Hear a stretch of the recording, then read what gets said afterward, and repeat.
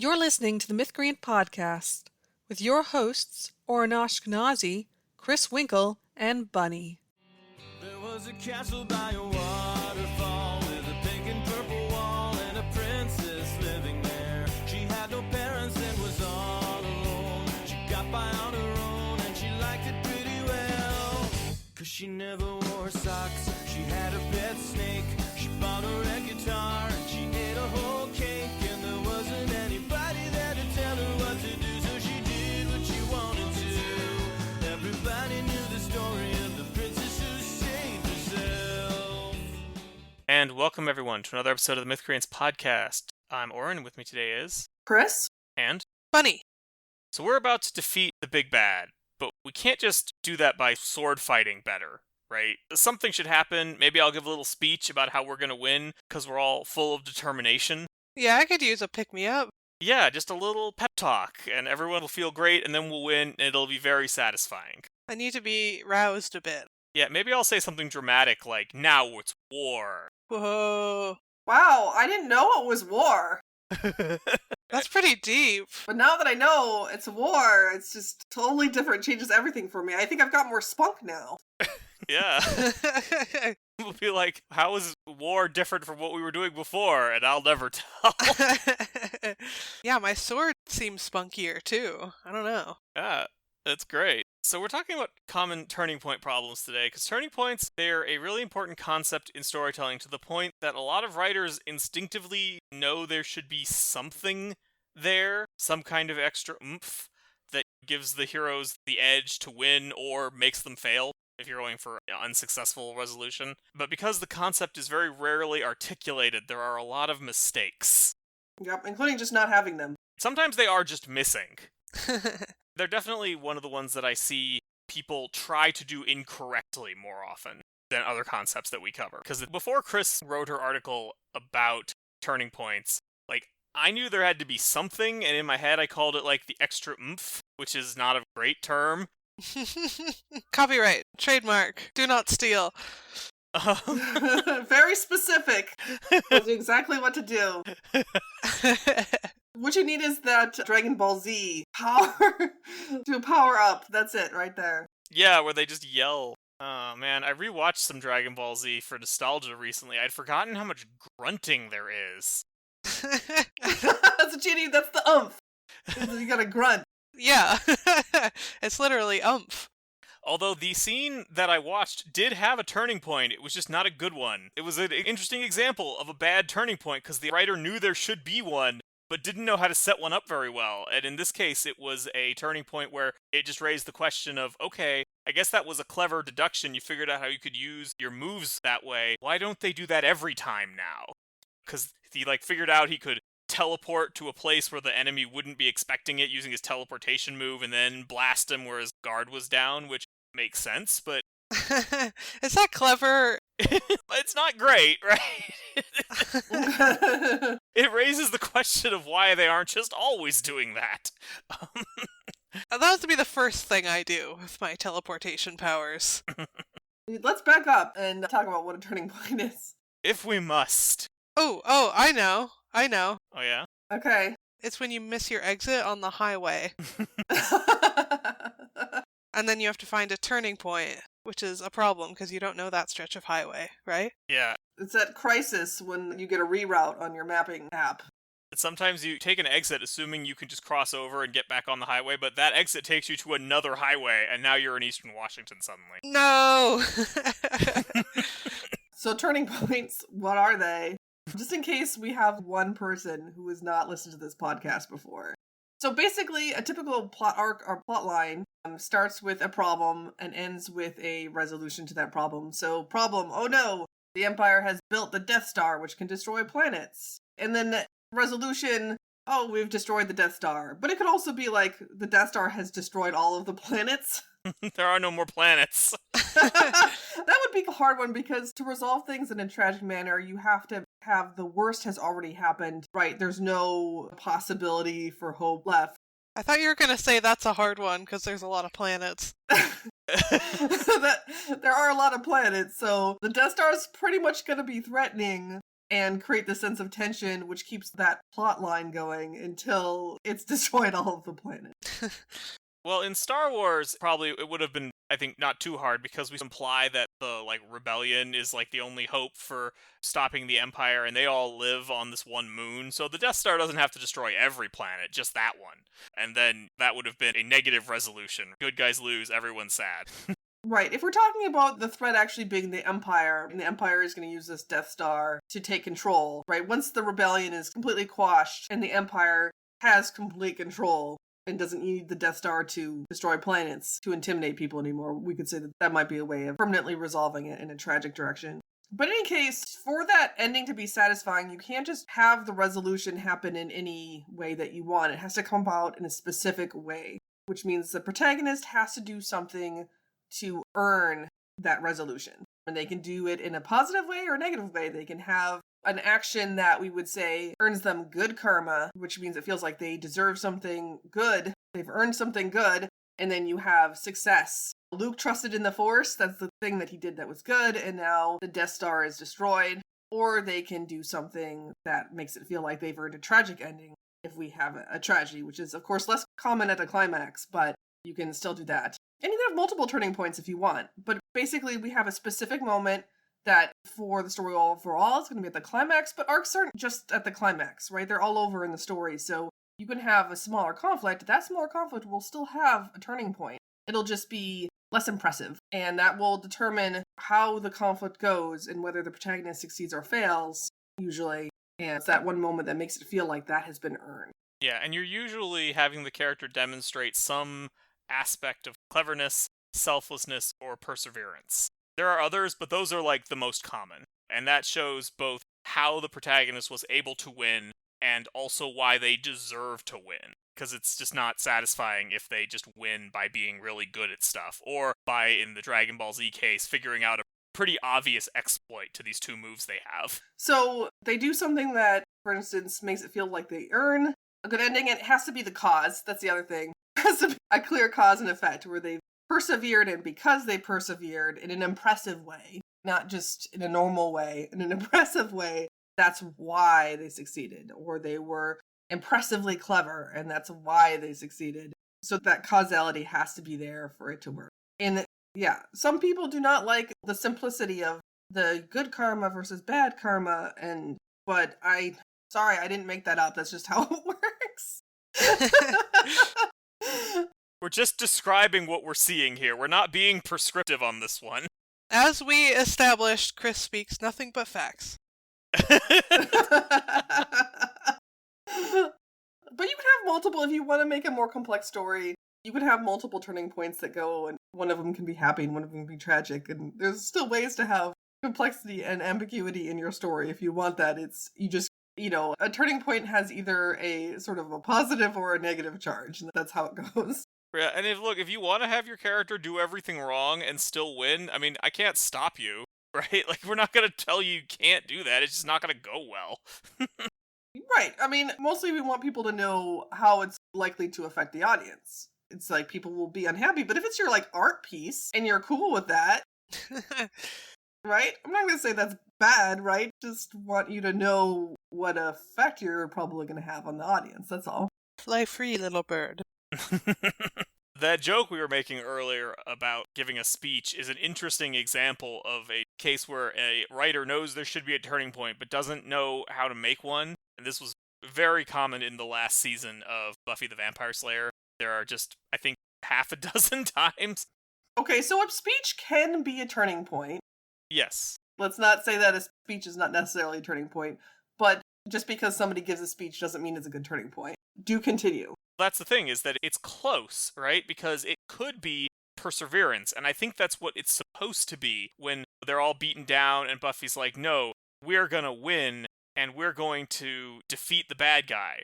The problem is that the turning point is in the wrong place, because that speech could be a decent turning point for the team wanting to give up. They want to give up, they don't want to fight anymore, and Buffy gives a speech, and they show perseverance and they don't give up. That could work, but they're used to explain how the team is now able to defeat an enemy that Buffy could not defeat before. And that's where it breaks down, right? There's no connection between the speech and why we were able to beat the super vampire this time. Because it doesn't require the team. She's just doing it by herself. She's doing exactly what she did before.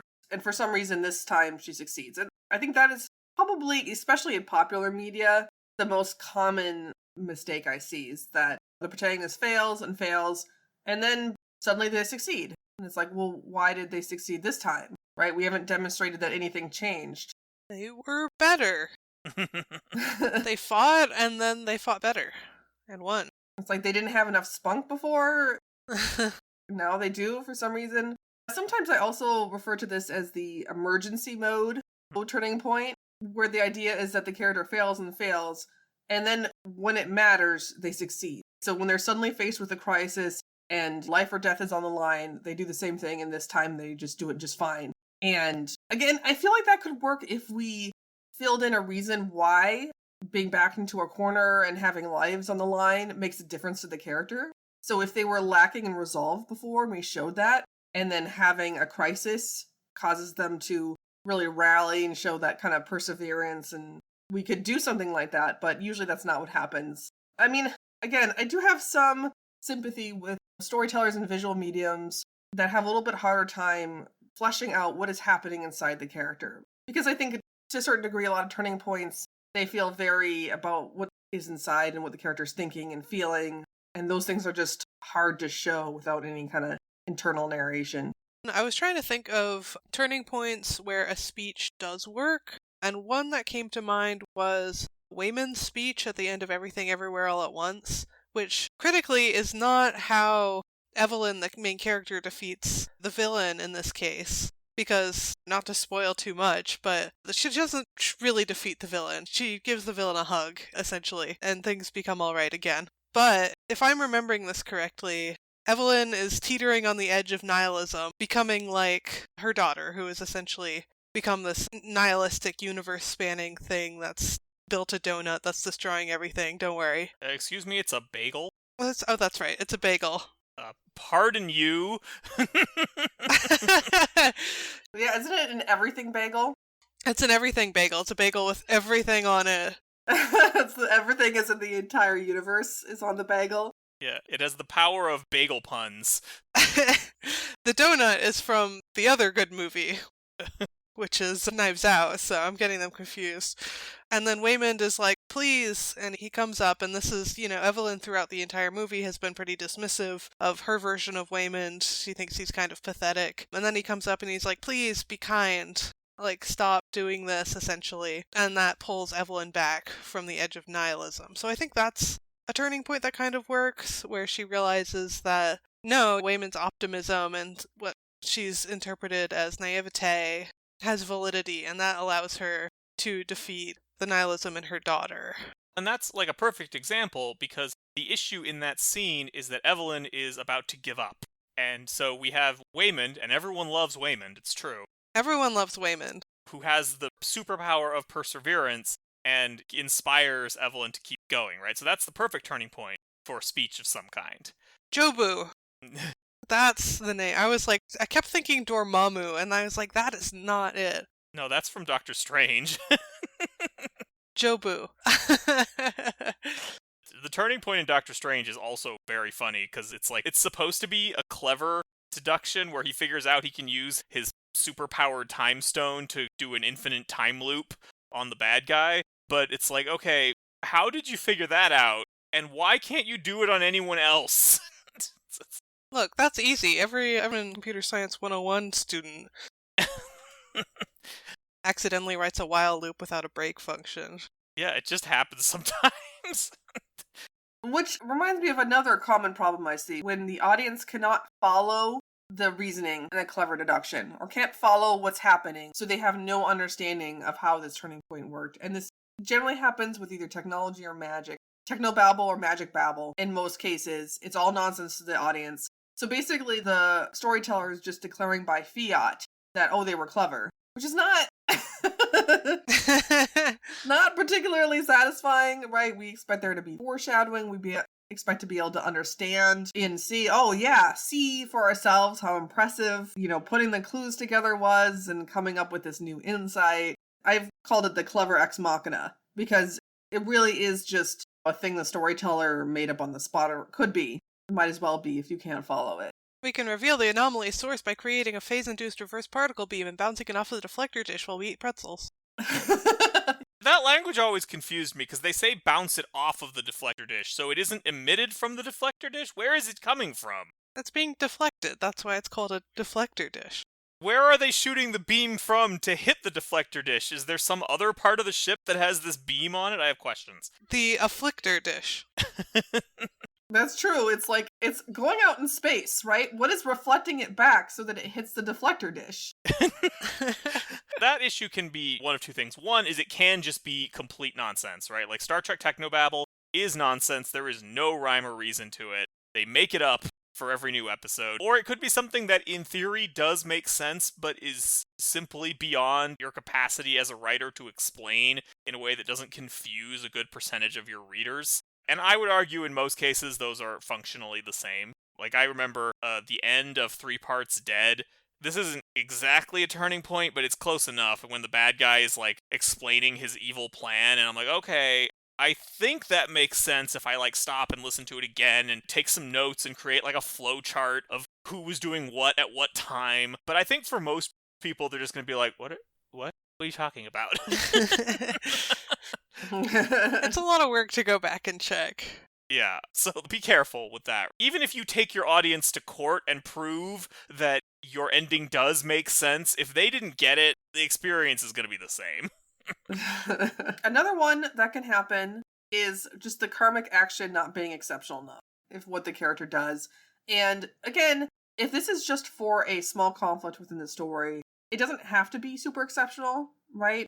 Just one idea for how to solve the problem is usually fine, or one simple act of kindness, or what have you. It doesn't have to be super exceptional. But the bigger the arc is, the more exciting that climactic scene is, the more you have to do something impressive. And if it's not impressive enough, like, for instance, a clever deduction for something that seems obvious, then that becomes a problem. A recent instance I saw, spoilers for One Dark Window, which is a dark romantasy, there's what should be a sacrifice turning point at the end, where the protagonist decides that she is going to give over control of herself to this like monster that's possessing her, right? With a request that the monster help her love interest, but she's going to kind of lose herself to this monster that's possessing her. And in most cases, that would be just fine as a turning point. The problem is that she solves every turning point, like every problem in the story that way. So she is continually asking the monster to do things for her, and it takes her a surprisingly long time to catch on that she's actually, the monster is getting more control over her every time she asks, even though it's obvious. I kept forgetting that she was supposed to not know that. Like, it's so obvious. They keep saying that magic has a price. Every other paragraph they say that, and it just never occurred to her. Like, at one point, she asked for the monster to give her night vision because she just wakes up in the morning while it's still dark. And it's just like, really? Anyway, she keeps doing it after she knows. I think that one even comes after she knows. Yeah, just get a flashlight. Yeah. Use your phone. We all carry around phones with flashlights. I mean, it's fantasy, but she can light a candle or something. So after she solves every problem that way, it's not exceptional enough once we get to the climax anymore. So it just doesn't feel like a turning point that she's earned. So I would say, again, another reason to vary your turning points and vary the ways that your protagonist solves conflicts throughout the story. Another thing that was wrong with that turning point was just that the implication that it gave, because she used that ability so freely and like without any thought to the consequences, it made it seem like a foregone conclusion that this monster was going to take her over because she apparently just has no self-control. So like when she does it in the climax, it's like, okay, I mean, I guess it might as well happen here as opposed to some other time. Maybe she's like giving up a week. Yeah, maybe. Before she needs to see in the dark again, right? Just stumble around and bang your shins on things like the rest of us. I was like, minor inconvenience. I guess it's time to be possessed. I think this is also a reason why it's really important that things seem hard enough and difficult enough at an important turning point like the story's climax. And just the more difficult it is and the more they have to struggle, usually, for the turning point to work, the better it works out. Now, I think some storytellers just put in the struggle and don't know what else to do, but, that does help. And of course, even if that turning point had been good, the repetition at a certain point, this is a little less common, but I've seen it twice now. There was One Dark Window, like we mentioned, and then I've critiqued Red Rising for this problem, where every single conflict is resolved via a hidden plan, where we just reveal, the hero, he had a plan this whole time, he just didn't tell you what it was. And it's like, okay, the first time that was kind of cool, but then afterwards, the second, third, fourth, and fifth times, it's just like, all right, now I just know there's no danger, because every danger that arrives, the hero will have a plan for it. Yeah, and just to be specific, the hidden plan is what we call, it's very popular in heist movies, where it looks like everything is going wrong, and then it turns out that everything has actually been going according to the hero's plan. So they were never really in any danger, you just thought they were. And so as soon as they revealed your plan, everything suddenly goes their way. And so it doesn't lend itself to a terribly exciting climax, and you have to use sleight of hand to be like, oh yeah, they looked like they were struggling. And there are ways to do a hidden plan that's not quite that, like, everything was going the way I wanted it to. A hidden plan can be like a small thing you had planned that might not work or whatever, and then it feels a little bit less like, oh, well, I guess there was never any danger to begin with. There is a strong temptation to make it like, actually, we were always going to win because I was playing 9-dimensional chess, but it doesn't have to be that way. I gotta say, one of the worst kinds of hidden plan, or I guess maybe prior achievement turning points I've ever seen, is, and this happens multiple times in this movie, which is Now You See Me, and all of the problems turned out to have been solved before the movie started. Oh, that's nice. So they perform a magic trick, and you're like, wow, how'd they do that? It turns out they robbed a bank, like, months ago, and that's why there's money coming from the ceiling now. That definitely sounds like a Deus Ex Machina at that point. I mean, you could just tell whoever wrote it was just so impressed by these characters being so smart that we can't have them be smart on screen. They have to have done everything, like, weeks in advance before the movie started. Incredibly frustrating. I should probably specify when we say prior achievement. So we talk about this turning point having a kind of a karmic action by the protagonist that is the cause of the resolution, but actually the karmic action can take place before the climax. It can take place much, much earlier in the story, and then we can reveal. But it has to take place in the story. Yeah, it does have to take place in the story.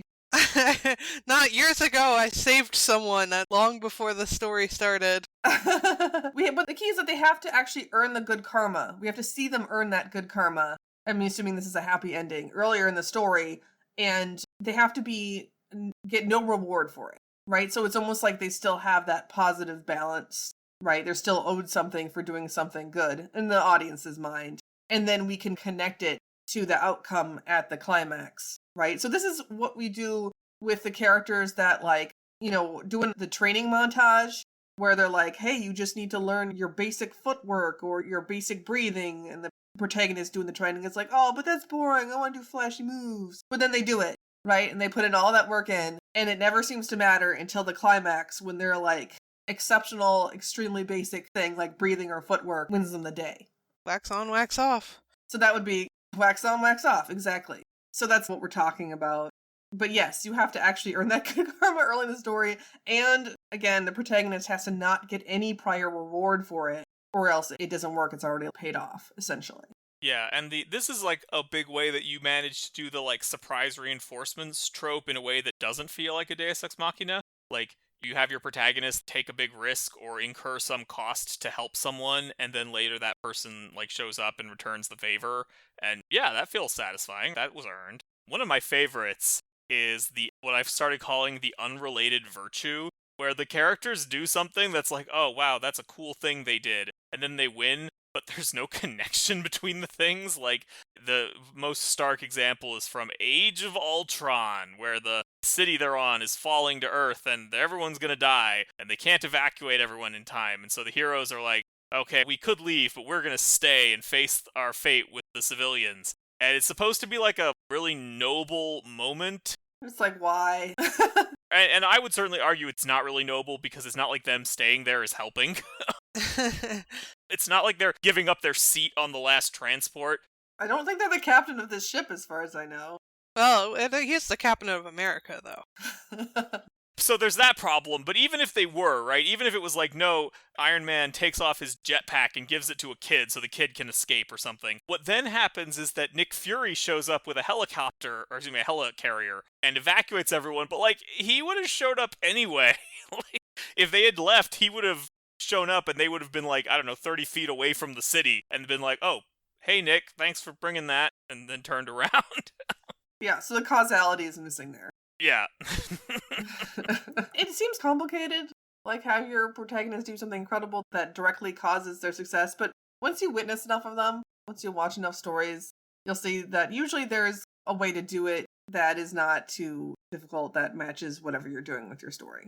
And one that authors tend to fall back on a lot is just telling you that their character is putting in special effort. Like, to win this race, I ran harder than I usually do.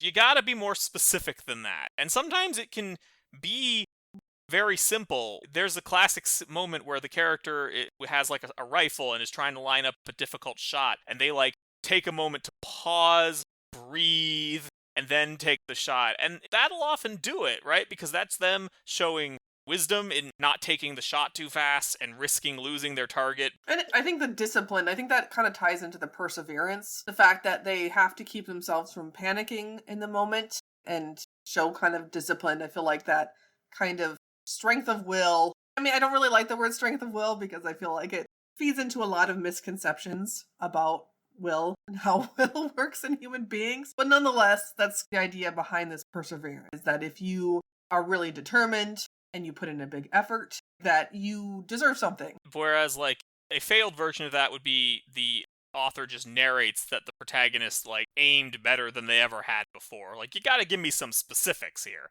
I think that the scene in Brave is the one that you might be referencing, where Merida splits one of the arrows down the center. That's very much the, like, she focuses, breathes, ignores her mother, and then fires the arrow. I don't know if that counts as a turning point. That was pretty early in the movie, right? Yeah, no, that's quite early in the movie. But it does feel earned that she got the shot, I suppose.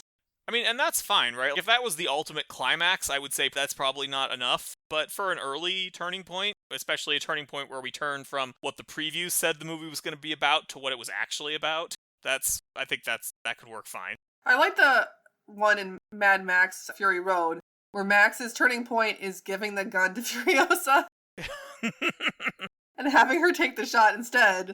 Yeah, that one's good. Which, I don't know, it shows humility, right? He earns it by admitting that maybe he's not the best person to take the shot, and that's why they succeed. I'll tell you something else that's not a turning point. Oh, yeah? Having the high ground. Don't do it. Don't do it, Anakin. I mean, what that is supposed to, again, if we talk about downward turning points, right? That's supposed to show carelessness, right, on Anakin's part, and a lack of perseverance in succumbing to temptation, which is actually a fairly typical thing that you'll see in downward turning points. The explanation for it was just exceptionally silly. It's shown by Obi-Wan somersaulting over his head. Very deep. But sometimes what you'll see is there'll be a turning point that's not, when you look at it, isn't really a turning point for the protagonist, it's a turning point for the antagonist, where they do something to earn their failure. And I don't know, I think usually it's better for the protagonist to be in the driver's seat, but these aren't always bad. But most often you'll see the protagonist has a turning point where they win, and then the villain has a downward turning point where they die. Yeah. They die as a result of their crime, so the protagonist doesn't have to finish them off. They usually fall off of something. Thanks, Gravity. Or a chameleon trips them and kills them. Good job, Chameleon. Usually one of their victims comes back and then drags them away. All right, well, I think we are just about out of time. We've reached the turning point where we win the podcast by having podcasted real good. And if you think that we've earned some good karma with this episode, consider supporting us on Patreon. Go to patreon.com/mythcreants. And before we go, I want to thank a couple of our existing patrons. First, there's Amon Jabber. He's an urban fantasy writer and a connoisseur of Marvel. Then there's Kathy Ferguson. She's a professor of political theory in Star Trek. We will talk to you next week. There was a dragon with a pointy tail. He was bigger than a whale, and his breath was terrible. He scared the princess when he came around, tried to burn the castle down, but she caught him by his tail. Then she tied him to a tree so the dragon couldn't fly. She told him he was mean, and it made the dragon cry. When he finally apologized, she offered him some tea. He accepted it graciously. Now he visits every weekend with the princess who saved herself. This has been the Mythcreant podcast. Opening closing theme, The Princess Who Saved Herself, by Jonathan Colton.